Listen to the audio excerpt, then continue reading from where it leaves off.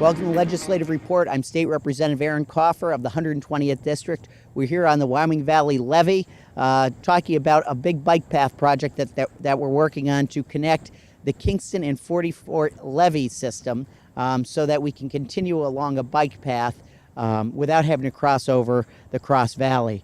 We have a major issue over here with people having to cross over major traffic in order to safely get from Kingston to 44th along our bike path. So we have some major work. We just got a $10,000 grant from the Pennsylvania Environmental Council, partnering with Kingston 44th and the Luzerne Foundation as a matching grant to do a feasibility study to make this happen. So it's very, very happy to be able to get this going. And I'm pleased here to have joined with me Richie Adams, who is the owner of Around Town Bicycles, who's really been a driving force for this. Richie, how are you doing? Great. How are you doing? Good. Richie, I know we were just talking about it right before you came on camera that you had an accident here before, right in this section. Can you tell me a little bit about that? Well, when I commute to Wilkes Barre every day from Swarsville, I would cross over the Cross Valley. So I spent a lot of time dealing with cars, not knowing what to do with bikes or not looking for bikes. And there is no easy solution there. I was hit on Wells Street, and the gentleman was just at a stop sign. He didn't see me. You know, the cars go by and then the bike comes. They think that's it, and I got hit there. And ever since then, I wanted to solve the issue, and I think we have a good solution. Yeah, and it's certainly, with what we're working on, we're going to avoid almost all that traffic of what you're talking about, especially being the connection here to Interstate 81, right here for the Kingston 44th area. Right. So, want to talk a little bit about that? Well, it's just that the 44th dike is so nice, and the Kingston dike is so nice, and if you can connect those two with trail systems, connectivity is the key, because people will start using them for other things. They won't just start using them for pure recreation. And I just think it's going to make it safer and easier for families and people to utilize the system and get around without using their car. Yeah, and I know you've put a lot of work into this. I know you had some mapping and things that you've done. We've had several meetings on this with the Scarlett family, who owns a lot of the property down there. Just want to comment a little bit about that. Well, sure. I mean, in the past, when the county has kids there building things illegally, they bulldozed it, or they don't want people down there. Now we're kind of doing the exact opposite. We're opening it up, and then people will discover, essentially a wetland down there, and it should be utilized. Well, Richie, I want to say thank you. I know that you're always out here. You ride your bike to work, come this way every day, and really I appreciate you being here. It's really a big project that we have underway, and between this entire bike path, trying to connect New York City and Philadelphia. It's are you going to take the ride from New York City to Philadelphia? Are you going to make it? I'm just looking for the next little bit we have to connect. That's all. All right. Well, thank you, Richie Adams. Rich Adams from Around Town Bicycles. His business is in Wilkes Barre. He lives in Swarsville, travels this all the time. So let's get this done. Thank you. Thanks, Aaron. I'm here with Rick Williams, who is a Luzerne County councilman, spends a lot of time here in Kingston, and is an avid biker. And Rick, I know that we've been involved working on this project. Obviously you can see here, this is the bike path that continues, and it goes right out into the highway. So can you explain a little bit about why we need to do this? Well, as you know, the dike on the west side are two segments, and they're broken. And the connection is this road, and so the hope is to connect the two sections of the dike together to provide a continuous bike path, pedestrian path, and a resource for the community that improves safety and health and all the good things that come from connecting communities together. And I know I see you out riding all over Kingston. I've seen you before. We've just stopped and chatted before too. I'm wondering, how often are you out biking? Do you ride your bike to work anytime? Are you here? Once in a while, I get to ride to work, but no, it's mostly recreational or to go shopping or to join my friends. But it's an integral part of my life, and it's a big part of the Wyoming Valley community.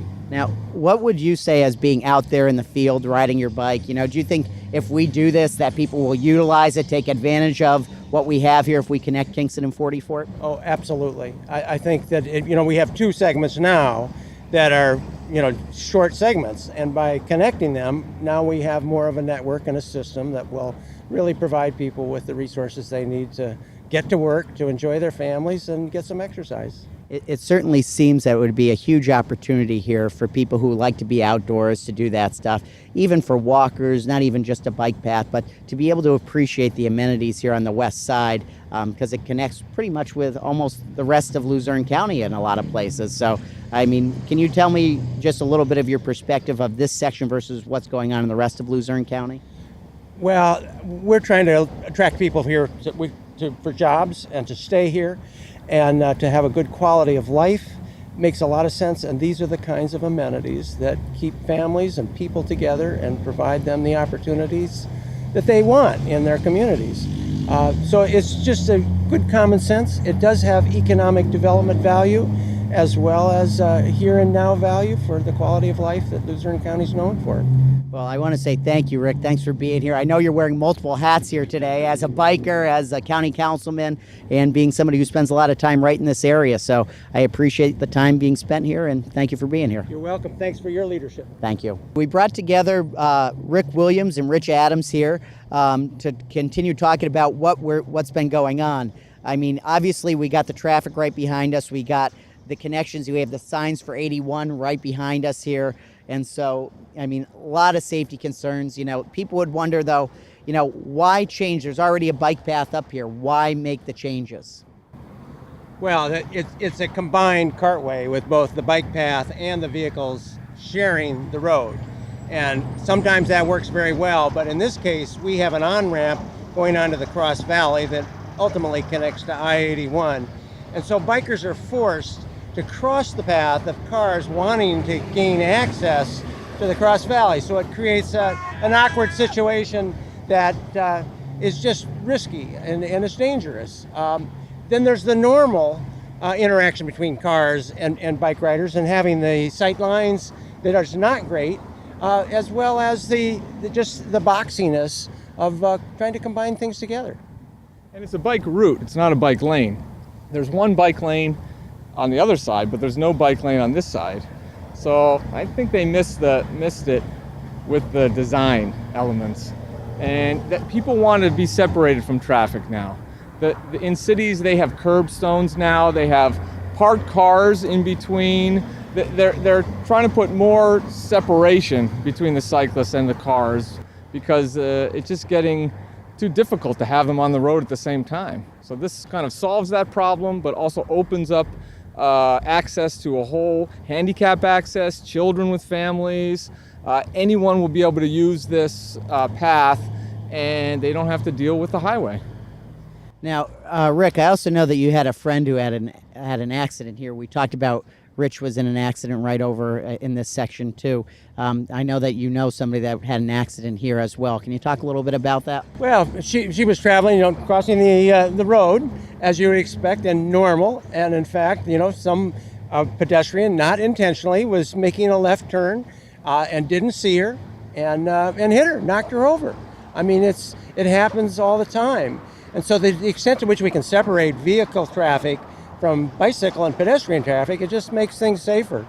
So, connecting the two sections of our dike, it just makes all the sense in the world. Two sections of 4 mile connecting to one section of 8 mile, that's more than twice as good. Exponential growth, I guess they call that. Yeah. Well, it certainly would seem, I know I've been up here, I live right here in Kingston, so for me, I've walked my dog up here for years and years, and oftentimes I know I've seen families who'll get to the end of the dike here and turn around and go back the other way. So hopefully by connecting this, we can certainly make some progress here, and it certainly seems that you guys both agree with that. Easily. Nice. Absolutely. Wonderful. Well, I do want to make sure at least we give a shout out here.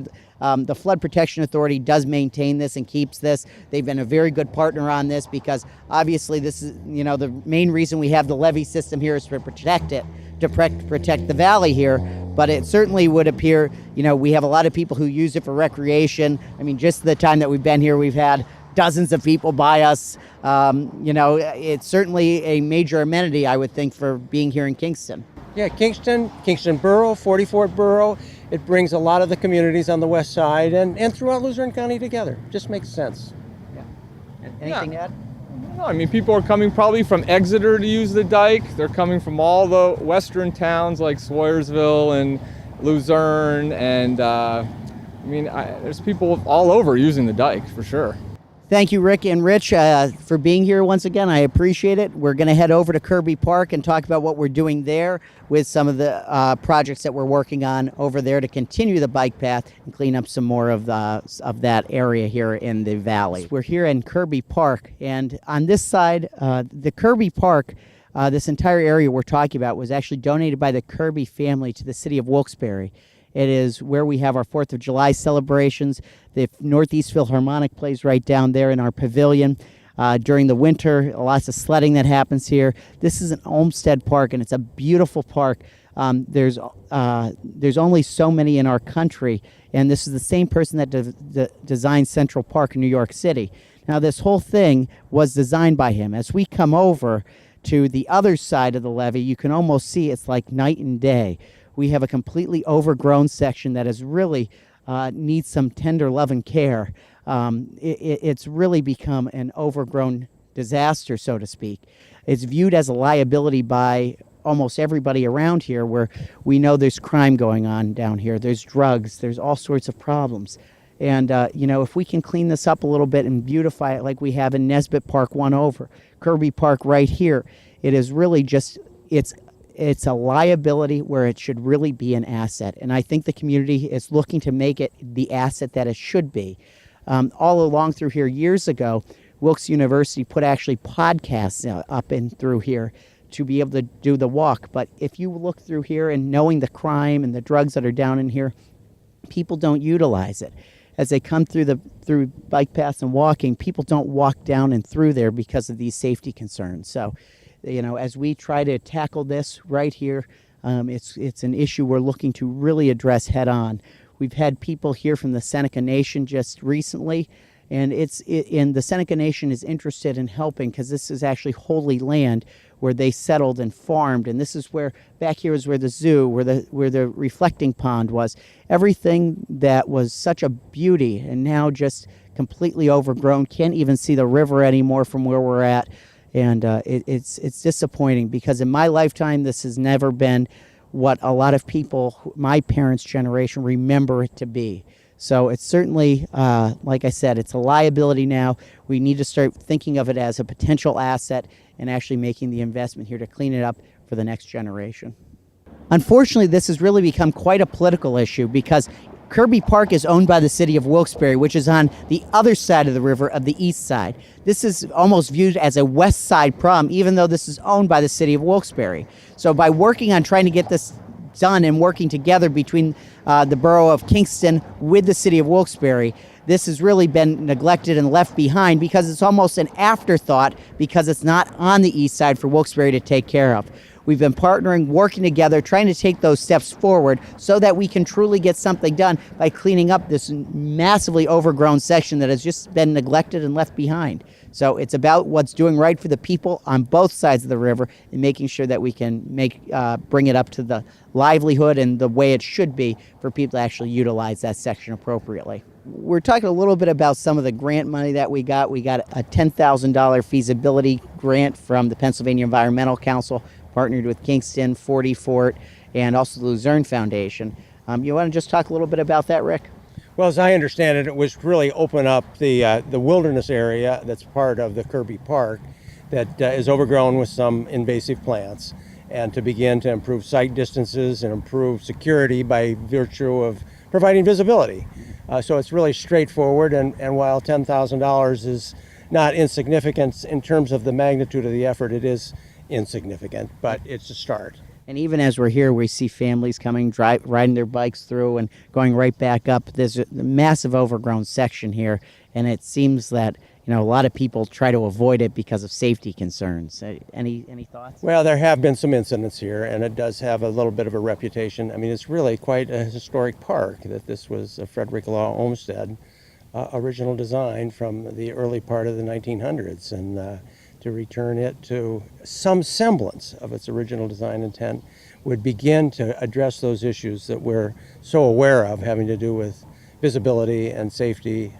So it's all integrated into part of the historic context of the park, as well as the community as it is today. I know it's before my time. Maybe you might know a little bit about this, but I understand there was a wading pond here. There was a zoo that was here. Lots of stuff that was here before it got overgrown over the last 30 years or so.